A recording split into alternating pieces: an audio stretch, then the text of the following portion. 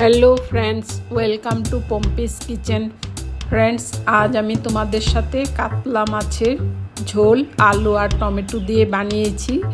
खूबই সহজভাবে বানিয়েছি আর খুবই দুর্দান্ত হয়েছে খেতে। फ्रेंड्स, आज তোমাদের সাথে এই রেসিপিটি শেয়ার করব। फ्रेंड्स, তোমাদের যদি রেসিপিটি ভালো লেগে থাকে তাহলে তোমরা আমার চ্যানেলটিতে গিয়ে প্লিজ লাইক করো, কমেন্ট করো আর শেয়ার করো। আর फ्रेंड्स, সাবস্ক্রাইব করে সবসময় আমার পাশে থাকা তোমাদের সবাইকে অনুরোধ করছি। फ्रेंड्स, তাহলে চলো এবার চটজলদি বানিয়ে ফেলি খুবই অসাধারণ একটি কাতলা মাছের রেসিপি। খুবই কম মশলা আর কম তেল দিয়ে এই রেসিপিটি বানিয়েছি, কিন্তু খুবই অসাধারণ হয়েছে। তাহলে চলো এবার শুরু করি। फ्रेंड्स, প্রথমে আমি কড়াই বসিয়ে গরম করে নিয়েছি, তাতে 1/4 কাপ সরষের তেল দিয়েছি। তেলটাও ভালো করে গরম করে নিয়েছি। এবার আমি মাছগুলো আগে থেকে ভালো করে ধুয়ে নুন, হলুদ আর সামান্য লঙ্কা গুঁড়ো দিয়ে আমি ম্যারিনেট করে রেখেছিলাম। এবার আমি এক এক করে মাছগুলো তেলের মধ্যে দিয়ে ভেজে তুলে ফেলব।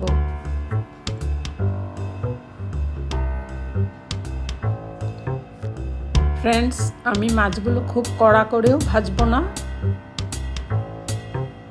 হালকা করে ভেজে তুলে নিচ্ছি। এবার একটি মশলা তৈরি করছি।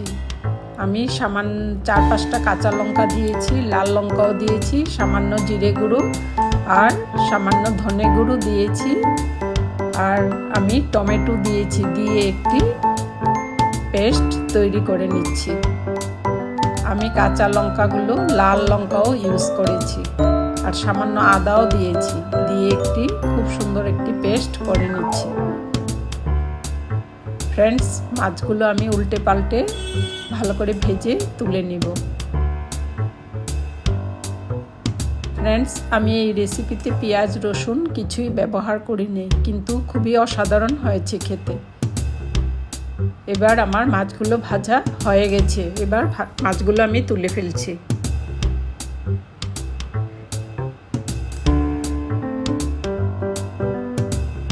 फ्रेंड्स, এবার সামান্য আমি তেজপাতা দিয়েছি আর আলুগুলো দিয়ে দিয়েছি।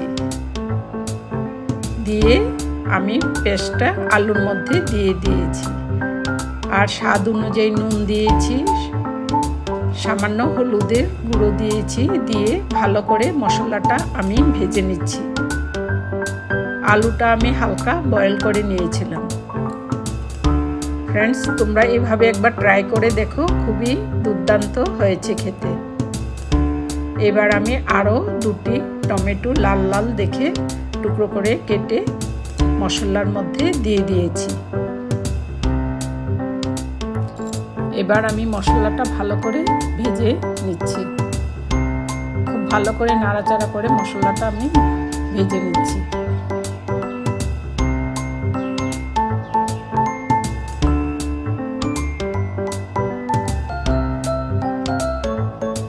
फ्रेंड्स, তোমাদের যদি এই রেসিপি ভালো লেগে থাকে তাহলে তোমরা আমার চ্যানেলটিতে গিয়ে প্লিজ লাইক করো, কমেন্ট করো আর শেয়ার করো। এবার আমি 2 কাপের মতো জল দিয়েছি আর 1/4 টেবিল স্পুন আমি গরম মশলা দিয়েছি। দিয়ে আগে থেকে ভেজে রাখা মাছগুলো আমি ঝোলের মধ্যে দিয়ে দিয়েছি। দিয়ে ভালো করে আমি নাড়াচাড়া করে মাছগুলোকে একটু ঝোলের সাথে ভালো করে বয়েল করে নেব। फ्रेंड्स, আমি 5 থেকে 7 মিনিট বয়েল করে নিচ্ছি মাছ আর ঝোল একসাথে। फ्रेंड्स, আমার রেসিপি মোটামুটি কমপ্লিট হয়ে গেছে। এবার আমি সামান্য এলাচ গুঁড়ো দিয়েছি 1/4 টেবিল স্পুন। দিয়ে আরও কিছুক্ষণ নাড়াচাড়া করে নিচ্ছি। फ्रेंड्स, আমার রেসিপি কমপ্লিট। এতক্ষণ আমার সাথে থাকার জন্য তোমাদের সবাইকে অসংখ্য ধন্যবাদ। আবার আসবো আরেকটি নতুন ধরনের ভিডিও নিয়ে। তাহলে আজ এখানে শেষ করছি। বাই।